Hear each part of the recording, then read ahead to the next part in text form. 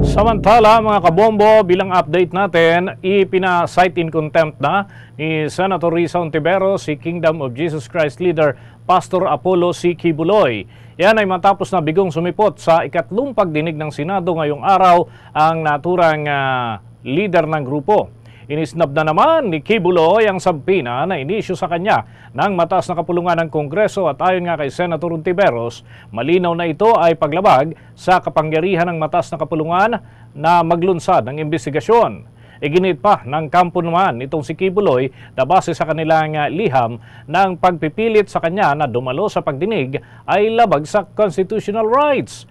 Dahil sa hindi pagsunod nitong si Quiboloy sa sabpina ng Senado, agad na ipinag-utos ni Senator Hontiveros sa kanyang committee secretariat na hilingin kay Senate President Juan Miguel Zubiri ang arrest order laban naman sa naturang religious leader.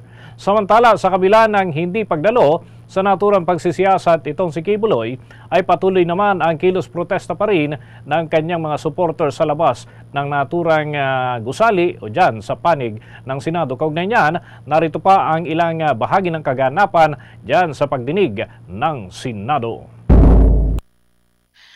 Madaling-madali na lang umiwas sa mga hearing ng Blue Ribbon, sa mga tiwaling opisyal, sa mga investigasyon ng Public Order Committee, sa mga sangkot sa mga krimen.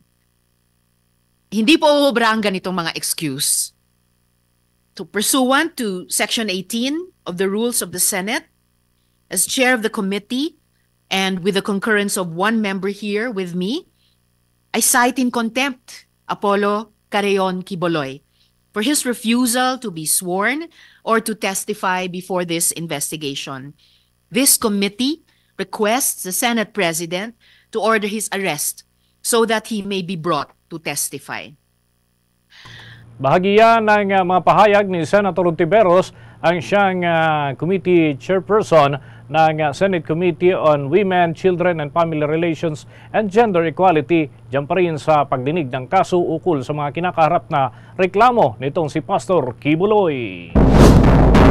Sa iba nating mga balita, nagtipon-tipon ang mga taga-suporta ng leader ng Kingdom of Jesus Christ na si Pastor Apollo C. Quiboloy. Yan ay sa harapan mismo ng Senado na nagsasagawa ng mga pagdinig hinggil sa mga kasong kinakaharap ng naturang leader ng grupo. At yan ay isinagawa kanina lamang sa naturang lugar at yan ay may kinalaman pa rin doon sa pagtutol nila sa nagpapatuloy na pagsisiyasat ng Senado. At yan ay iniuugnay doon sa ilang krimen na kinasasangkutan ng self-proclaimed Son of God. Isinisigaw din ng mga ito na magbitiw na raw sa pwesto si Senator Risa Hontiveros. Ang senadora kasi ang tumatayong chairperson ng Senate Committee on Women, Children, Family Relations and Gender Equality na siyang nangunguna sa investigasyon laban kay Quiboloy. Paliwanag ni Kingdom of Jesus Christ Political Affairs Coordinator Benji Gantalao na hindi umano magiging patas ang senadora at dapat anya na makinig ang panig ng sektat ni Pastor Quiboloy at bigyan din ito ng tsansa na mapakinggan sa naturang pagdinig sa pamamagitan ng kanilang mga kinatawan. Sinabi din nito na alam nila bilang full-time miracle workers kung sino si Pastor Quiboloy at kilala daw nila ito at kahit nag-alias pa yung ilan sa mga nagpapanggap na biktima ng pang-aabuso ng naturang pastor. Inilunsad ng supporters ni Quiboloy ang kilos protesta bago pa man ang pagpapatuloy ng investigasyon ng Senate panel, partikular yung Committee on Women, Children and Family Relations and Gender Equality Committee. Yan ay kaugnay pa rin ang kinasasangkutang kaso at kontrobersiya ng religious leader. Kabilang na yung sexual abuses at una na ngang inisyuhan ng Senado ng dalawang sabpina. Ito si Quiboloy para sana dumalo sa investigasyon laban sa kanya.